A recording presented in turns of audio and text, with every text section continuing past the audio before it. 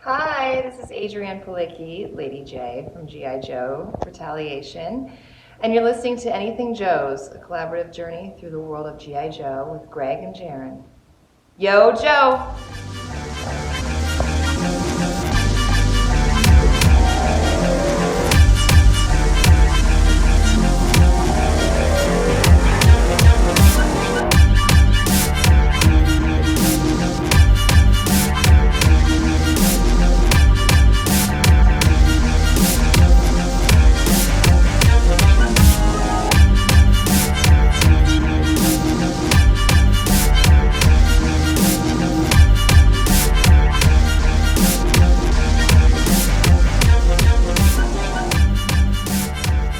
Hello everyone and welcome back to Anything Joe's, a collaborative journey through the world of G.I. Joe. My name is Greg Engel. And I'm Jaren Decker. And we'll be your host today. Today on Anything Joe's, we have a lot of stuff to talk about, actually. And let's start with the fact that we are going to change the format of the show a little bit. So up until this point, we've been doing multiple episodes where we've been discussing the early issues of the G.I. Joe Real American Hero run, which in my opinion is a key element in discovering the origins of the series, understanding the original 13 Joes, and then we'll kind of branch out from there. We've had a lot of people message us, which is greatly appreciated. I mean, all feedback is good feedback, asking if that's how the show's format was going to continue going forward. And after some thought on it, we've decided to make a couple of adjustments to accommodate people that were both for how we were doing things and people that were kind of leaning and looking for something different. So effective immediately, starting with this episode, we're going to attempt to go bi-weekly with our podcast episodes. And what that will allow us to do is alternate the way that we produce our content. So starting with this episode, this will be more of a relaxed fit content type episode where we will discuss news, things that we've acquired recently, and any spillover from our previous episode, because we will continue to do the comic on alternating weeks also. So for example, if you listen to our last episode, which is on issue 3 of the comic, it delves into the science fiction elements of G.I. Joe. So if there's anything that doesn't really fit in that time frame, we'll kick it over here and can kind of expand on it. And I think that will give us a lot of room to kind of breathe a little bit. I miss talking about the news items and kind of discussing what's going on currently in the G.I. Joe universe, but I don't want to abandon the comic series. It's not my intent to do 155 consecutive issues of the comic because it would take like 6 years to get through all of them. But because the primary focus of the podcast is to educate newcomers, and I include Jaren in that, even though he's learned a lot already in the small window that we've done, I wanted to cover the issues specifically before new characters get introduced. And then I have an idea in my mind about some stories that take place kind of chronologically in this era, but weren't produced at the same time. So we'll probably take a break, look at some other stuff, and then kind of dive through them in smaller patches as we go. And then eventually we'll reach a point where the cartoon is incorporated, and I want to touch on that as well. And so I do want to take a moment and thank everybody that reached out to us and they sent us messages and talked to us. We got a lot of people asking, we get a lot of people on the regular asking if we're still making episodes, because we do tend to have about a 30-day break in between just regular podcast episodes. And so what that was telling me was that the majority of the audience that listens had a desire for more regularly created stuff. And so we're going to do our best to do that. I'm going to give us a little bit of a leeway and say around the first and third week. So somewhere in that time frame is where I hope to get the episodes out. And then maybe as we continue to improve our skills, it'll be a little bit more punctual, I guess is the best word for it. I say that as it is 3 a.m. and we're recording this one to try to get it out as aggressively as possible. So, and also I guess I want to go ahead and take a moment to kind of put the call of action out early on. If you are listening to this episode and you have it, if you have it in your heart to write a review, that really helps the algorithm. It helps us get more listeners. If you're watching this on YouTube, you know the drill. Like, subscribe, share, comment. If you're a flight stewardess, maybe consider putting our YouTube channel on as the in-flight movie. Do you work at Best Buy? Put one of our episodes on. All the TVs in the episode. Are you infamous hacker Zero Cool from the 1990 documentary Hackers starring Johnny Lee Miller? Perhaps change the public access channel to play one of our episodes. Anything that you can do that like that helps us tremendously. It's not really a numbers game for us because I'm happy with a small dedicated base of people that want to engage with us, but we do want the awareness to be out there, and these kind of things help. Now, if you heard all of that and you were like, I do really like these guys, but I just don't want to do any of that, listen, it's me, your best friend, Lazy Greg. I get it. If you don't want to do any of that, I understand. And I'll say it bluntly that just the fact that you chose to spend your time with us is something that we greatly appreciate. Otherwise, we would just be casting it out into the void, and my wife would be correct that I'm just wasting my life. So with all that said and done, let's go ahead and get right into it. And the first thing we're going to start with is news items. So we haven't really talked about what's been going on recently, but there's some pretty big news that's come out in the last little bit. And the first thing that I want to talk about is the Wizards of the Coast reveal. So Wizards of the Coast revealed a new G.I. Joe digital game concept, and they showed 2 pieces of art that are promotional images for it. Or behind the scenes, I guess is a better way of looking at it. So let's take a quick look at these 2 pieces of art, and I'm interested in getting your thoughts on it. Wizards of the Coast did a G.I. Joe trading card game back in 2014 as well that, although I'm not really familiar with, I know the art very well because it seems like it lives on via the internet for quite a long time. And it incorporated tons of characters that were like really C-listers, which is kind of what I like the most about it. This, on the other hand, looks like they've really gone in a different direction, and they have been given a lot of freedom. So let's take a quick look at both of these pieces of concept art, and we'll start with the one where they're in the desert first. So let's start with the big takeaways. That is almost certainly a HISS tank that it transforms apparently, and because you can see the tank treads on the side, it has kind of the standard turret gun on top. Everything else is kind of a radical departure. And I mean, this is not based on anything that I'm aware of. I mean, other than, in the G.I. Joe Transformers crossovers, they tried to incorporate some stuff like this. It looks somewhat like the one from the movie, if you remember how that one kind of came up a little bit, but still not as much. Yeah, and I think even that one is based off of a later HISS tank design, although the movie does kind of blaze its own path, for lack of a better word. I think this is real cool. Also, of note, obviously, there's Snake Eyes up in the air kind of swinging at him, and as some diligent viewers observed, he has a prosthetic leg, which is wild. So that is wild. They've really got a lot of ideas that they've brought to this, and somebody has written a lot of backstory based on the changes that are occurring just in this concept art. I can also see there's a Scarlet in there, and if I'm not mistaken, I think that's a coil cycle that's been recolored. The coil cycle, of course, being the one classified vehicle that we have that came with Baroness, and then there's also a Flint figure that is on a coil cycle. As far as the characters that are off in the background that are fighting, you can't make out enough detail, but I mean, we would assume that those are Cobra Troopers or Cobra Vipers and not some new enemy. You got any thoughts on this as a whole? I mean, I like the art. The art's like, I hope whatever they do, because there's not really much actual information, no solid detail really. Whatever they do, I just want to see more of this art. Well, good, because you got one other piece. Let's take a look at it.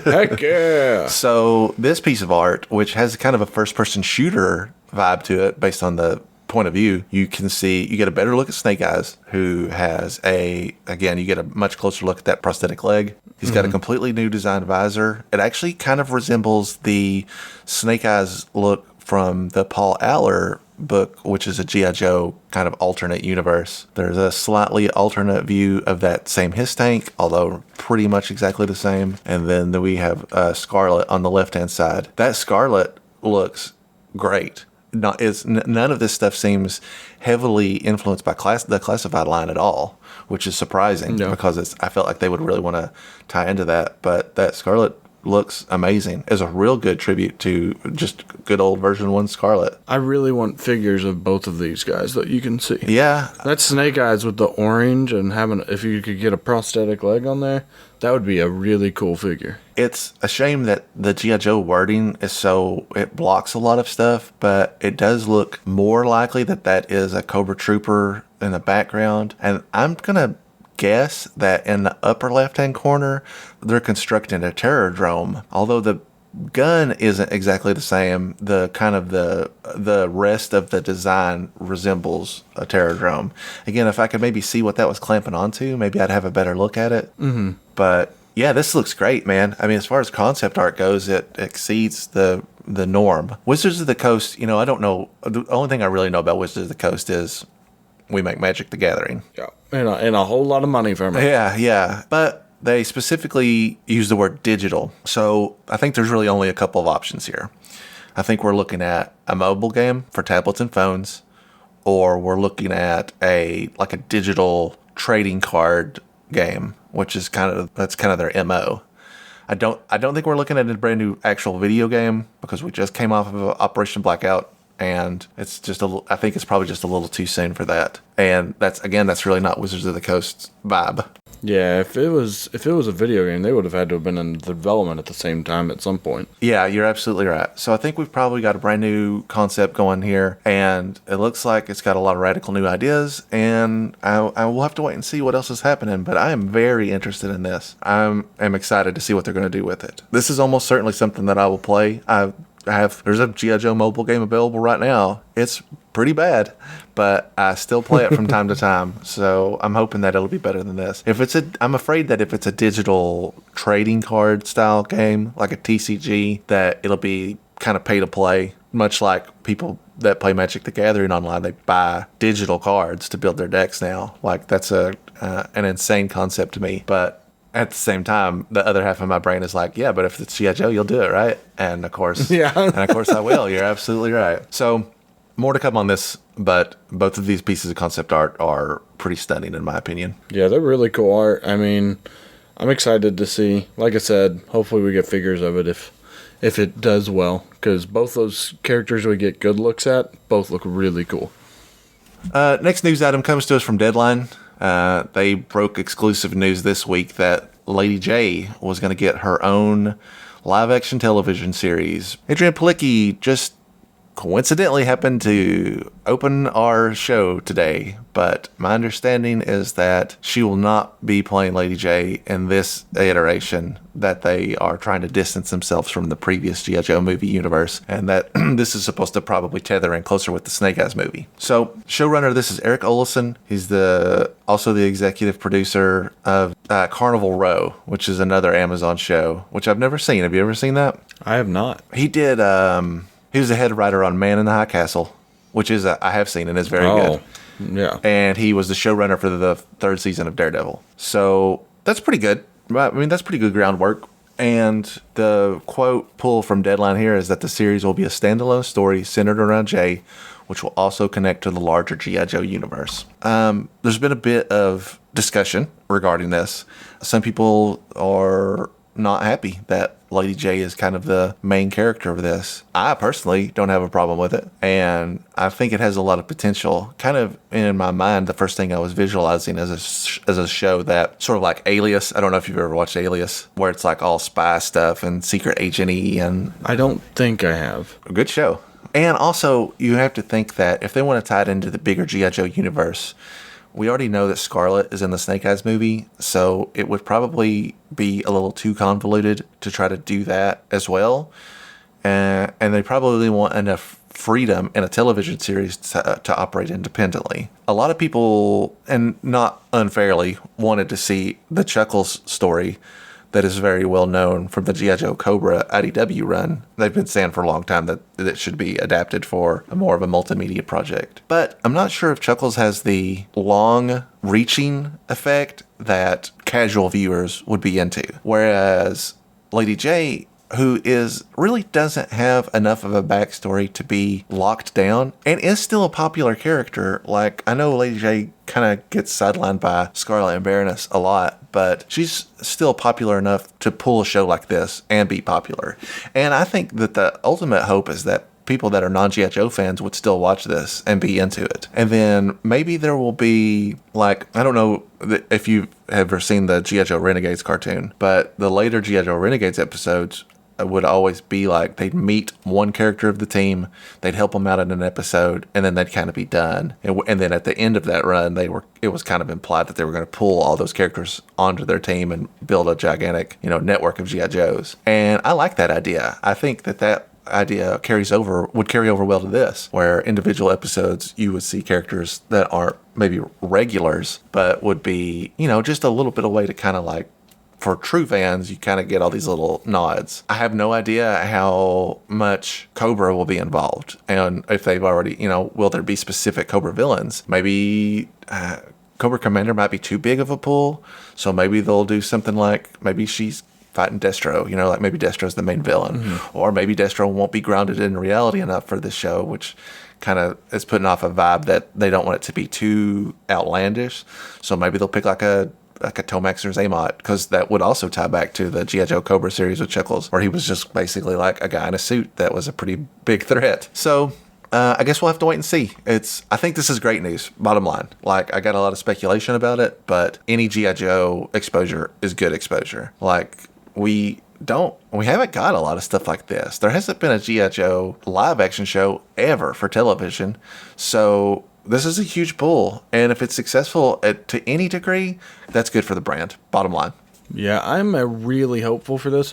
My wife is a really big fan of any show like NCIS, Criminal Minds, Law and Order, any like crime procedurals, any action shows. Like, we watch most of the MacGyver type shows and things like that. So I'm like, I think this could be the thing that gets my wife to watch a G.I. Joe or, something like that with me. Yeah, that's actually a good point that I hadn't. My wife also watches similar shows that I wouldn't be caught dead watching, but I think that she would be into this. She watches stuff like, I can't even right off the top of my head, I can't think of the name of that show that's on Amazon that has it's in the Tom Clancy universe and has the guy from The Office in it. Oh, Jack Ryan. Yeah, Jack Ryan.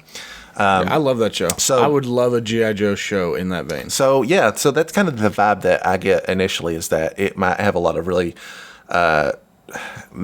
true like military grounding, although I know that those shows exaggerate a lot. They're still more based in reality than what we know as G.I. Joe, which has got weather dominators and that type of thing. So again, there's still early phases of that. We'll have to just kind of wait and see what's to come. The only other thing that I have on our news docket is this new Mezco Destro figure that's getting ready to come out. What are your thoughts on this? Is this the first time you've seen this? Is today? No, I saw it. I watch Mezco. Like, I see a lot of the stuff they do. I haven't jumped in yet, just because it's really hard to spend 4 to 5 times the amount on one figure. I've been close a few times on buying a Mezco. Just with a lot of them, it's hard to get them, to be honest. They don't normally sit around. So if you want to buy one, you have to kind of do it. And I've never been confident enough in the purchase to buy one. I know that they just announced a whole bunch of lines. It's really weird because they're also doing a Power Rangers and, quite a few other properties that you would not think of another toy company being able to make. But, the figure itself looks good. I know there's a lot of people that love Mezcos. I see a lot of people doing toy photography of Mezco figures, the 112 Collective, and they're beautiful. I mean, the quality is amazing. They're posable. They don't have a bunch of seam lines because of the way they make it. It's phenomenal. They normally come with really cool either light up effects or things of that nature. Really highly accurate accessories. It's just nothing that I've got into, and I don't want to start getting into this one because I'm worried that they'll end up making a whole lot of these. What are your thoughts on the idea that this is basically a second 6-inch line of G.I. Joe figures? Do you think that's counterproductive to what they're trying to do with Classified? Like they're basically competing against themselves? I don't think so, just because a lot of people only collect Mezcos or only collect the other thing. I mean, I haven't seen an actual solicitation for it yet, but this is going to be probably $100 or so, and to me, I don't look at those as competing because it's the same thing as like once you get up to like the Hot Toys level. They're so radically different. It's more of a like I wouldn't be taking this out. Like I wouldn't take it out and go outside and take pictures with it. I would not be playing with it. Whereas with the classified line, other than the Cobra Island figures, I'm not worried about breaking them because I know I'll eventually get another one if something happens. Plus, I think that we've gotten so much of a demand, and there's been such a lull for a while on G.I. Joe that seeing more takes and more iterations is going to be a good thing ultimately. Yeah, I think you're right. And I have mixed feelings about this figure. I neither love it or hate it. I don't love the $100 price point, but that's never really held me back on something, that I gotta have. The only thing, looking at this figure, a lot of people were talking about, it has two heads. And the head where he is like smiling has kind of rubbed people the wrong way because it doesn't really express, it's not really a Destro expression that you're used to seeing. It doesn't really, it's not really his demeanor. And then also, this, popular continuity is that Destro wears a mask. So the mask would not reflect emotion like that. But I think in the interest of emoting, like in the cartoon, really, in most media, a dude that's just wearing a mask that never moves his lips is boring.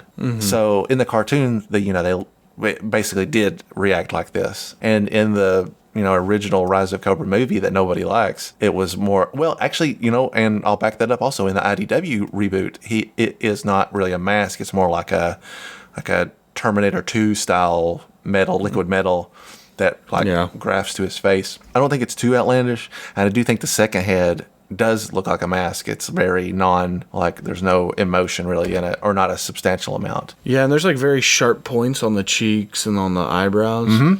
That one head looks a lot more like, hey, look, this is going to be the traditional.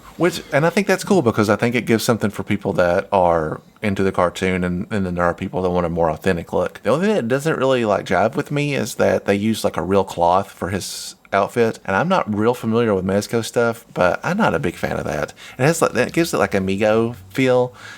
I don't know. I got when they nail down the price point, that will be a big factor. And I do like it, I just don't love it. So I got to think about it some more. I got to look at this picture over and over. The soft goods are cool. They, that way you don't see the seams and stuff. They put that underneath. But it definitely, I can see why you would think Migo.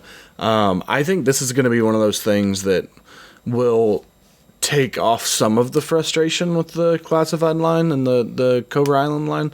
Because if people think it's hard to get a hold of Cobra Island troopers and stuff like that, this is going to be a whole new ball game. Because normally these things go up, they go right back down, and then they're immediately 2-3 times the price, which is, on this thing, you're talking probably anywhere from, I think probably reasonably $79 to $119, depending on what they pack it in with. If that's all the accessories that we have is the two guns and the swappable heads, then, probably lower on the spectrum, but these things are crazy, and there's a dedicated fan base to it. Mezco gets into a lot of different properties. There's a lot of really cool figures that they do, and it seems to only be a good addition to those other lines, so I think that'll be the same way with this. I'm excited to see, but if I was going to buy a Mezco, I don't think Destro would be the first one I did. Yeah, that's on top of the fact that we just got an announcement that Diamond Select is doing a Destro statue, which I did pre-order because it looks great. And it's cheap. It's like $49.99. And it's like high quality. It's not as large as this, but I didn't hesitate. I was like, this looks great. And I definitely want it.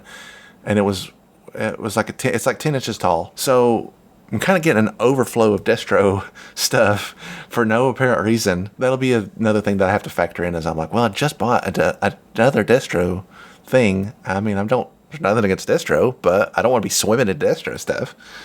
So, yeah, again, that's another one that I'm going to have to see a little bit more on. Just in the length of this conversation, mentally, I'm like, I'm probably going to get this, right? But I'm not really super excited about it. And that's not a slam at Mezco. It just doesn't get me hyped up as much. not as much as that statue does. And there is one last thing I want to mention before we move on, and that is that today, actually at the time of this recording, they announced I might mispronounce this, but the Kotobukiya Bishouju series. That's almost certainly wrong. I don't know. That was really good, though. That's way better than I would have done. So, are you familiar with these? They do these it's like heavily anime influenced Japanese, sort of like, not pinup girls, but like bombshell figures.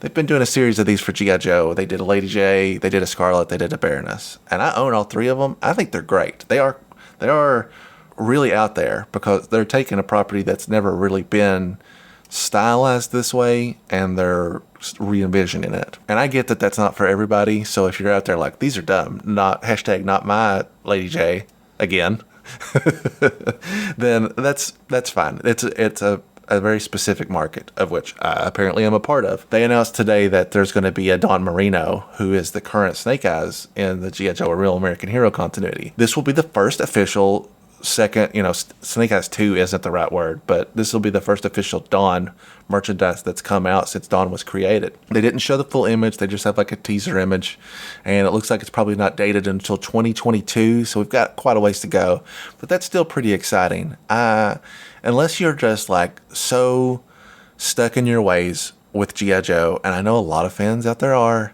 I think Dawn is a cool character, and I would love to have a Dawn figure almost of any scale. So it is weird that this is the first thing that gets made, but I'm looking forward to seeing this full reveal, and I will probably get it. And Dawn kind of lends herself more to this style of design than some of the other ones that's been made. So again, something we'll just have to kind of wait and see. All this news is pretty fresh, not a lot of super details. So, we're just kind of speculating, but that's what we do best. So that's the news. Let's move on to recent acquisitions. So what you been buying, Jaren? I went back and first off, I bought a couple O-ring figures. Got Flak Viper, and I don't know why. You can't ask me, and I will not tell you. I don't know. I found him. He was a pretty good deal. Solid. Body wasn't all busted up, and I thought he looked cool, so I bought him. Does he have his backpack? No. That's a shame. That's like a defining feature. I'll eventually track it down, probably. But no, so this was just the figure. Then I got a Muskrat. He was complete. I picked him up from Roma Collectibles. There's our obligatory Roma Collectibles mention. Someday they'll pay us. That's the dream, right? No, so I picked him up from Roma, and I also picked up a sci-fi from Roma. So you got that from their online store, right? Correct. Is that a version 1 Muskrat with the green? Yes. Great figure. But that's green with the black kind of gear on him. But that sci-fi is not. You already have an original sci-fi, right? Or was this your first? This was my first, yeah. So I put him. So also in green, just of a different shade. Yeah, he's Badger Green. Yeah, I like to call it. Yeah, which is why I bought him, because I was like, you know what? He looks weird. The Badger looks weird. I'm gonna put them together. Which, for all of you listening, I know how important the Badger was to every single listener. It is no longer with us. Oh yeah, you want to tell this story real quick? So my kids had to get something out of my car, which just coincided with me having put the Badger in my car for a photo shoot. And it never made it. My kids went to go get something out of the car, and I don't know how it happened. I don't think they did it on purpose, but the Badger got knocked outside of the car. And then when I let my dogs out to go to the bathroom, they found the Badger first. It was disappointing, to say the least. Maybe they thought it was a real badger, and so they were like, "We gotta hunt it because it looks just like one. It's so identifiable." Yeah, it's identical to a real life badger. So, yeah, I am in the market for more badgers, which I already was, but now I need to replace one. So, it was, it made it not even 2 episodes. Yep, a good long lifespan. It's been out there for 20 years, and you destroyed it in 48 hours. Yep. So I love the badger like probably no one else, and yet I ruined it. Yeah, you loved it to pieces. I've still got it. I picked up every single piece I could find, like I was going to do something with it, but there's no saving it. I might give it a proper burial eventually. That's the least you can do. All right, you got anything else in recently? Dude, I've got so many things in recently. If you want to take a shot for a bit, or I can keep going. It's up to you. Yeah, I'll talk a little bit. Okay, so All right. I did get my classified Cobra Troopers in from Big Bad Toy Store. That was the only thing I ordered from them, and it's the only thing of this wave that came in. I regret not pre-ordering that Zartan because I still don't have it in my hand, despite having it pre-ordered at probably 3 other locations. But I guess that's just kind of the way it is nowadays. You never know. I haven't opened it up or anything yet because I did get some from the Target wave also. But I obviously, if you're gonna troop build, this was the way to do it. So I haven't done a comparison or anything yet because I don't get tied down by that type of thing. They have less accessories, and that's fine. You know what I mean? Not a big deal. Most of the stuff I've been buying is really out there. I will say that I don't know, there's like a bug going around or something, but probably prior to us going to Winterfest, I ordered a Manta, which is like a little surfboard type thing from early on in the series. I might have mentioned this before, but I'm really looking at smaller vehicles from the first 2 years of the set because I don't have a lot of that stuff because it's easy to overlook them, honestly. But where we're going to be doing reviews of figures and vehicles, I was like, well, I should start at the beginning and fill in some gaps. Anyway, so I bought a Manta a long time ago. Still haven't got it out of the package yet because we were moving and I don't have anywhere to display it yet. Well, just maybe less than 4 weeks ago on What's on Show Mind, the honcho Mark Weber was like, hey, I got a Manta in. And I was like, oh man, that's wild. I had just got one as well. Well, then our good friend Steven Jever over at G.I. Joeberg, he got a gift package sent in, had a Manta in it. I thought, well, man, I should have talked about mine first because I'm going to seem like a big copycat. But so I did get a Manta in. I haven't put it together yet. It is complete and it's pretty cool. I mean, like, it's just a little surfboard with a gun on it, but I like it a lot. And I'm looking forward to getting more pieces from that era together to make a pretty cool little display out of. I have 2 other things that I picked up that I want to talk about, and they're both kind of oddballs. I found a gentleman, his name is Nathan Ohlendorf, and he has been making these vintage style G.I. Joe heads that look like the classified figures, but are made for 3 3/4 figures with the ball joint and everything. And I'll have some images of those up on our YouTube channel in case you're just listening and you want to take a look at them. They are very good. They capture the style of what classified is kind of going for, but it's perfectly compatible with original vintage figures. The only complaint I have is that I bought these, and I guess I should say also that there are 5 of them. There's a Scarlet, there's a Snake Eyes, there's a Duke, there's a Roadblock, and there's a Destro. My original envisioning was I'm going to buy an extra old vintage figure, and then I'm going to put these heads on it to kind of modernize the way it looks. Well, what I didn't factor in is that every one of those figures I just named is pre-ball joint. The first 2-ish years, they only looked left and right, and it's a completely different way that it sets up. The ball joint was what gave it a little bit more mobility. Is an improvement. Won't fit on any of those without some severe modifications, and there are Dukes and Roadblocks that went to ball joint. There isn't a Scarlet because there's only version 1 Scarlet and the Ninja Force Scarlet, which is a travesty because it has like Kung Fu grip kicking action and you basically have to destroy it to get it apart or boil it or something. So that kind of leaves me in a weird position where I'm not 100% sure what I'm going to do with them, but I really like them. I don't regret buying them. Just have to figure out a different way to use them. So I got that, and I think they're good. I got to do some brainstorming on that. And then the last thing I got was Full Force was running a news thing, and they shared this thing. I've never heard about it. I do not have proper information on it, but this gentleman's name is Toyfinity. And it looks like he makes his own products, and there's a lot of like robot-themed creations. Well, he threw up this cross-promotion where he's making a character from the Robo Force, is what it's called. And this character's name is Max something. This particular crossover is called Max Flash. And basically it's a robot that has the color scheme of version 1 Flash from the G.I. Joe universe. And I'm a sucker for this stuff, buddy. I always am like, oh, okay, that'll look great. And I don't know, there's something crazy about it. So I picked this up. It came in today. And what this picture doesn't show is that there's a ton of customization to it. It's practically DIY. He has legs, but then he also comes with an interchangeable, like, motorized treads that you can put in place of his legs. A bunch of other parts I haven't even begun to figure out how, like, where they go and what they do. But I mean, yeah, I think it's great. It's shipped right away. It looks really cool. It's one of those odd things I'll put in my case with all the other unusual G.I. Joe adjacent properties. And then the last thing I'll say before I hand it back to you is I did buy that. I bought the GameStop exclusive Funko Pop lunchbox that they were selling online, which has a couple like knickknacks. It has 2 Funko Pops, 1 Transformers, 1 G.I. Joe, a sticker, a keychain, some buttons, and there's 2 different ones. They're random, but there's a Duke, a Cobra Commander, an Optimus Prime, and a Megatron. And there's an unboxing. Don't you spoil it for me. There's an unboxing video that's live right now on our YouTube channel that you can go watch and you can see which one I got. And it's cool actually. The lunchbox is fantastic. But yeah, check that out if you have time. It's a very short, it's like less than 10 minutes. It's a good watch. Yeah, I'm glad you didn't spoil it because I still haven't watched it yet. And I want to know. I'm invested in this. And that's pretty much all I've got that I can remember.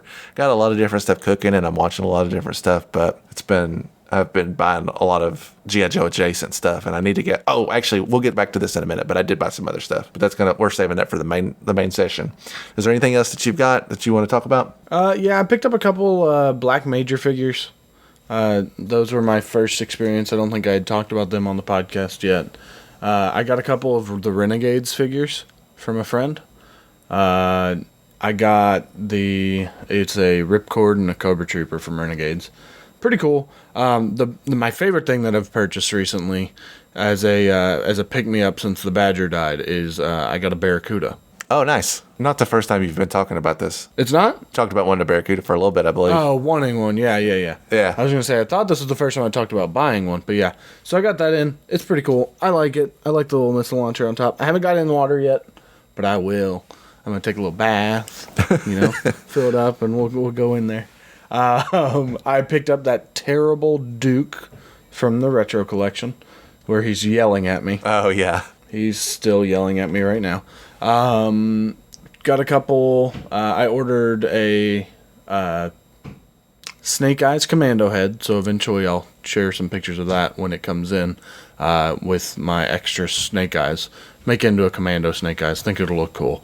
And then Buddy hit me up and gave me a few things, and then I've since given them now to you. A couple of the things. A couple of them I kept, a couple of them I gave to you. So I got a 12-inch action pilot. So that's my 12-inch Joe. I now have one. Yay me. Did you do any research on that? Do you know like what year that came out? It was pretty. It was like the 25th anniversary. Oh, okay. I think it's the stamp that it has on it. No, 50th anniversary. Sorry, not 25th. Okay, so it is pretty recent. Yeah, and it was actually a Target exclusive. So that's ironic. Yeah. I was like, oh, cool. So that was probably picked up there. What's your feeling on that? I like it. For some reason, I don't know what it is. When I first opened it, because I'm an opener, all the fake leather was like sticky. Like it was sealed, but it was sticky. I don't know if it's the weather it was when it was out. It was kind of cold. That did it. I don't know really what happened. But it's kind of sticky, and it was weird. But now it's fine. So, I like it. I actually really like it more than I thought I would, the 12-inch Joes. I might end up picking up a couple more. But nothing that's going to be, like, super valuable. It's just going to be, like, things that I think look cool.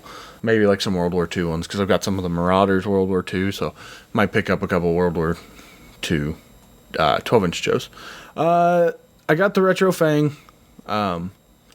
Then the other thing that I got from my friend is a box for a whale. Yeah, so pretty great gift. Just speaking personally, the whale, like I would think most people, is a very highly regarded vehicle. And I have a whale that is in pretty good shape. It's not 100%. Very few things that I own are 100%. But it's in very good shape. And I bought it probably within the last 5 years and had done a little bit of work on it since then. It does have like all the veins, which are really hard keep intact. And so the valuable stuff is there, and is a vehicle that I had as a kid. My grandmother ordered it for me with like flag points back in the day through the mail order catalog, and I loved it, and justifiably so. Every kid probably loved it. The whale is amazing. I don't have a lot of vintage boxes at all. I think I have a Parasite in the box, which is a bizarre vehicle, and I bought the tactical battle platform a long time ago. I mean, as an adult, but still a long time ago.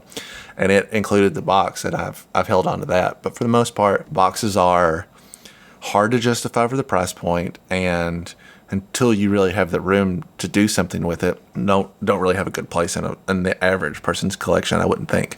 So this is like a great find for me. I'm like, in my mind, going to put it behind the actual hovercraft when I have room to set it up. The box itself is, it's not in great shape, but for its age, it's not doing bad. It has some tape on it that's probably going to have to live there forever. It did have the original $19.97 price tag on it. And honestly, as someone that doesn't come across stuff like this, I think we were both kind of taken back by how large that box is. Yeah. I mean, the shelf space on that is tremendous. But, I mean, I know the whale is a large vehicle. Nowadays, it seems like they break it down as much as they can and make you assemble it. But more the better, because that means it'll be a more impactful display piece because of the size. And then the other thing that she gave me that I actually wasn't expecting was there's an old 80s walkie-talkie system that was a toy, which I don't know if I mentioned this when we talked about it earlier, but I had this as a kid.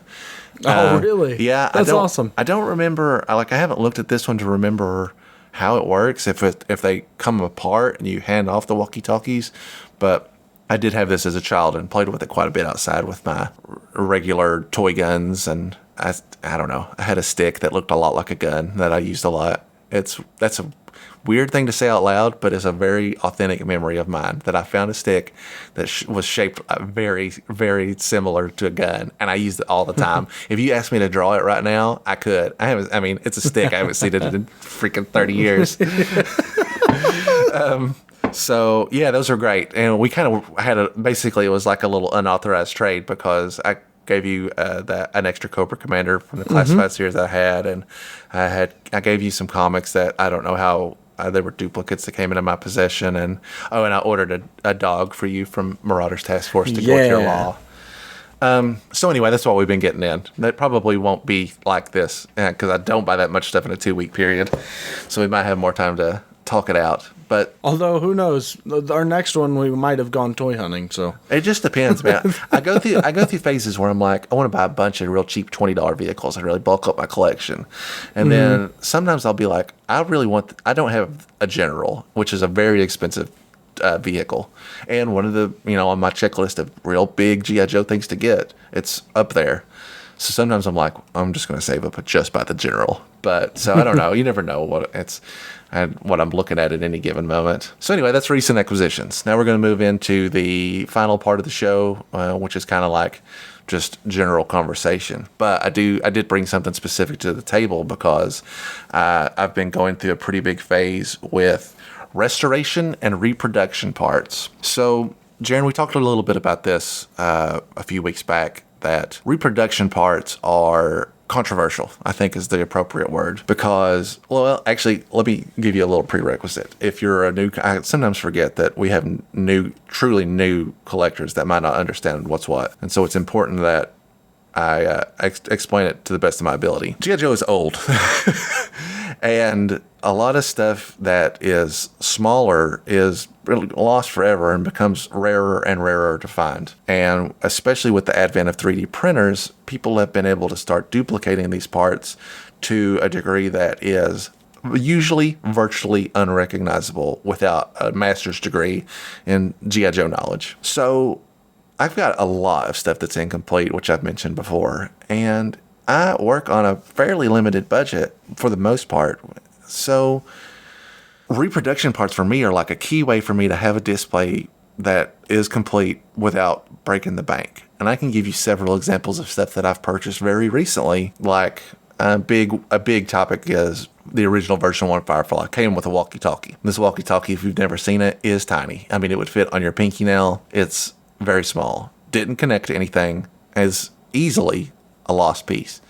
But also because it was not something that the average kid would place a lot of value on. So it would get tossed to the side or lost in the carpet and then vacuumed up, and then it's gone. So a Firefly walkie-talkie is worth a lot of money, an authentic one. But I managed to get a duplicate or a reproduction part for, I don't know, $5. And I got a slew of stuff like that, where I got a version 1 Cobra Commander gun, I got a Destro version 1 gun, I got a Zartan version 1 gun. I just discovered last week, as I was putting together my display case of my straight arm figures, that Rock and Roll's machine gun has a little bipod on it, which of course I don't have. So I've managed to find one of those. And all that's great. I'm very happy with that. My collection is, I mean, I play with my toys, but my purpose is to build a display where everything can be out and about and be as complete as possible as I continue to work over time. There's a strong vocal division in the community that repro parts are not okay for various reasons. And I think there is one reason that does hold water, and that is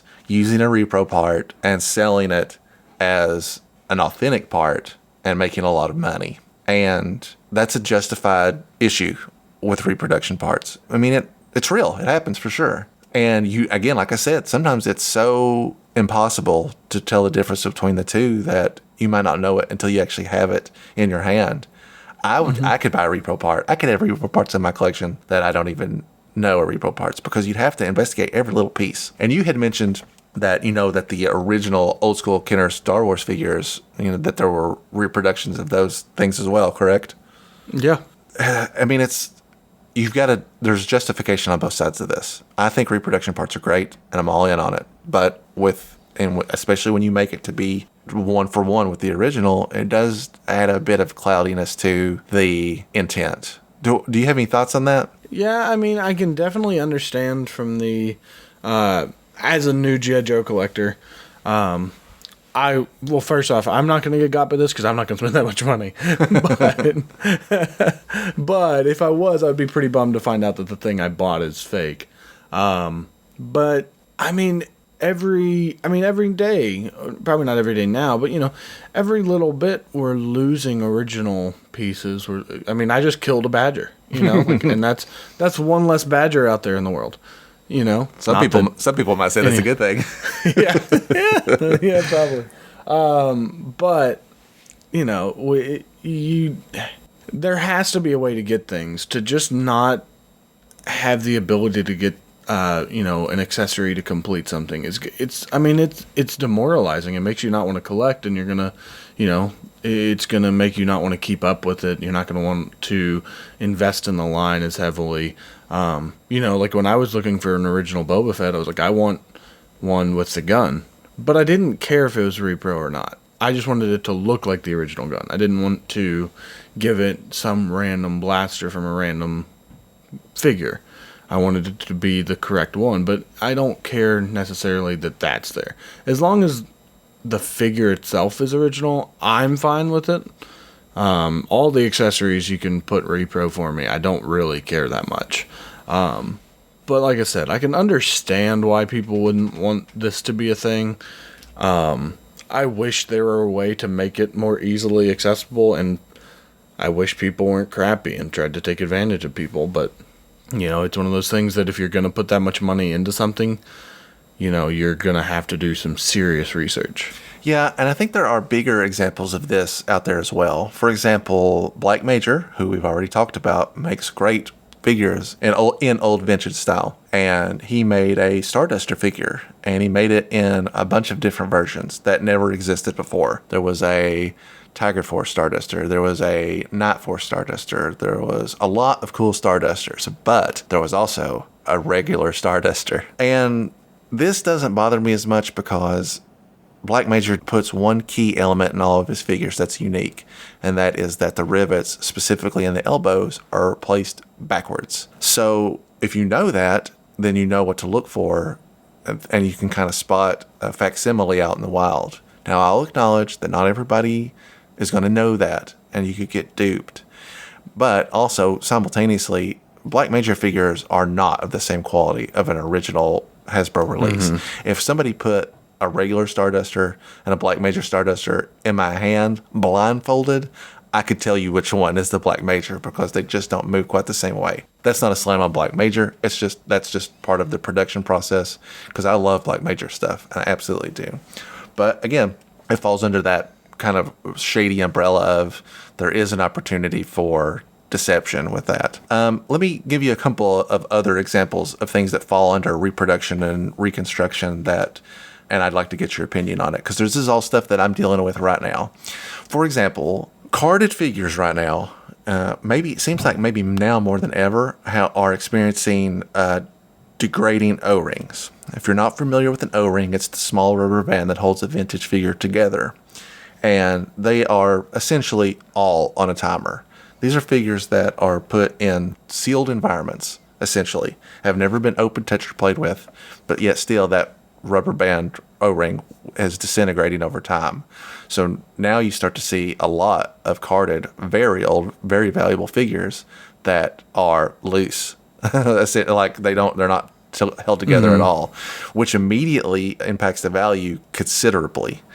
So that mentality, I think, should be kind of spread across the entire collection. That it's all gonna kind of degrade over time, and if you put too much on the value of your collection, you are limiting your own ability to enjoy it, more or less.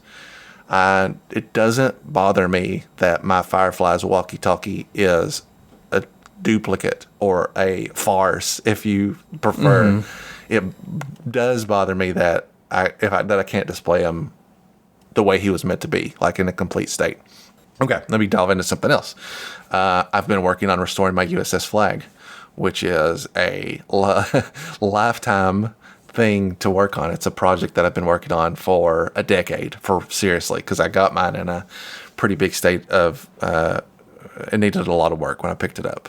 And over time, I've built it up to become, it's in pretty good shape. I've replaced a lot of things. I've bought a lot of small pieces here and there. I've built it up to become, it's not complete still, but it's getting pretty close. Close enough that I started to look at pieces that are missing for it that are so valuable, it's outlandish to consider buying an original one. And if you own a USS Flag, you probably know that I'm talking about the fantail railing. Fantail railing is a small piece of railing that goes kind of underneath the USS Flag on the end of it.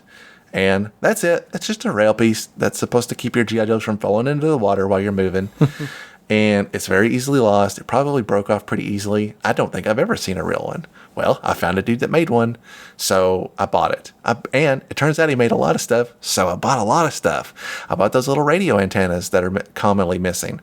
I found he makes a chair for the little toe thing that goes on the USS Flag. There are little clips that go into the board of the flag that hold it together that are completely, you don't even really know they're there, and are very expensive to get authentic ones. So I bought some 3D printed ones just for the structuring issues of it.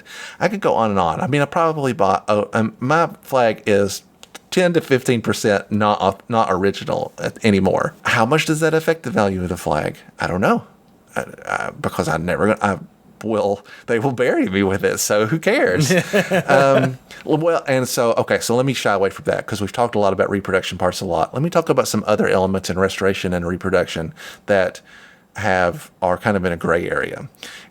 One of the other things I'm trying to do to restore my flag is I bought a repro set of stickers to replace all the stickers on it.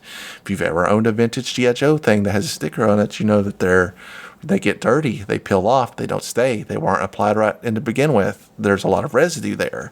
It's a lot of work to keep one looking authentic permanently. My flag is no exception. My flag is wrinkly, it's missing stickers, it's gross. So I thought, I'll peel these off, I'll clean this up, I'll get a fresh set of stickers, and it will look very good as a result. Am I doing something deceptive in this process because they're not original stickers? And there's no right, I don't think there's a right answer to this, frankly, because I'm making all my decisions on what I want for my collection. You know, if anybody sells my flag, it again will be after I'm dead, and that's on my family. They can take the eBay feedback for selling a deceptive flag. But I don't think that that's a true offense. I think what you're doing is, and kind of improving it overall. Let me give you another example. I have a Sky Striker, an original Sky Striker, which I've never owned in complete state, and it is trash. I bought it at a steal from a dude, and it's yellowed beyond compare. Plastics of this era that are made in white, when exposed to heat over time, they start to turn yellow, just like your old Super Nintendo will, or your Storm Shadow. Any whites based on this plastic kind of have a shelf life if they're not really well taken care of. So recently, after my daughter has been flying this thing around the house and banging it up for at least 6 months, I thought, man, I'm going to try to restore this. And there is a well-known established restorative process for these types of things, whites specifically. And it involves, in short, you put it in a plastic container, you put this Salon 40 bleach on it or around it, and the fumes, the science on this might be off, but as I understand it, eat away a microscopically thin layer of that plastic, and it reveals like the whiteness underneath, a layer that has not been exposed to the harshness of our outside world. Mm-hmm. And it looks brand new. Now, again, you are causing destruction to a vintage piece in the name of the integrity of it, making it look way better. And for all intents and purposes, I don't know that you could tell that that's been done. Is that a bad thing to do? Yeah, that's one of those slippery slopes. But, like, especially with the flag, the parts that you're missing, they're not there. It's not like there's a warehouse sitting there with a bunch of flag parts that they're just like, well, we'll eventually put this out on market. Mm-hmm. It's one of those things that the supply is so low. The odds of someone having just the exact pieces that you're missing, not very likely. The stickers as well. It's not like anyone bought a flag, built a whole flag, and then was like, I don't want to use any of the original stickers. You're not going to find original stickers. But I think really the biggest thing about this whole thing is if you're doing this for pieces of your personal collection, I don't think that you owe it to anyone to explain it to them. These are things that you want, and it's for your collection, and you have it. If you want to use reproduction parts, more power to you, especially if that helps you complete something. Now, it's different if you were going out and you were doing all these things and then trying to pass it off as original, and you're doing it just to sell it, and then it's, just egregious and terrible.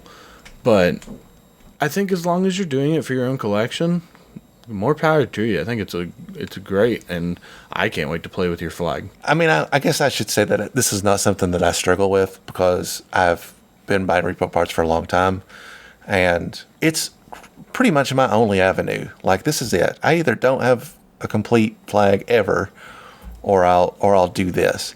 And I think that it kind of it lengthens the lifespan of the line, which is already kind of stretching it to survive as people let their badgers get eaten up by dogs. So, yeah. Yeah, so I do think it's interesting, and I would love to hear from our listeners, like, what are your thoughts on repro? Do you have repro parts in your collection? Do you think it's a good thing for the brand, or do you think it, because it waters down the value of parts over time, that it's more trouble than it's worth? So, yeah, well, I'll keep you updated on that as I continue to restore that. I have no idea how this Sky Striker is going to turn out, but I have nothing to lose because it has nothing on it. It is a wreck. So that's going to do it for us. I want to take a moment and thank all the other great G.I. Joe podcasts that are out there. If you're not listening to G.I. Joe Berg, Order of Battle, What's on Joe Mind, Talking Joe, Joe on Joe, Longbox Crusade, those guys are all putting out great content that I listen to, and you should too. And thanks to Psycho Drive-In for hosting us on the regular and promoting us. And that's it. Thanks so much for listening. If you have feedback on the way that the format was changing, feel free to write it in and let us know. If there's something that you'd like to be included in these episodes, I'm all ears. Give it to us, and we'll see what we can do. Make this content not just for ourselves, but to share with you guys and connect with other collectors in the community. Thanks so much for listening, and we hope you'll join us here next time, where anything's available for discussion here on Anything Joe.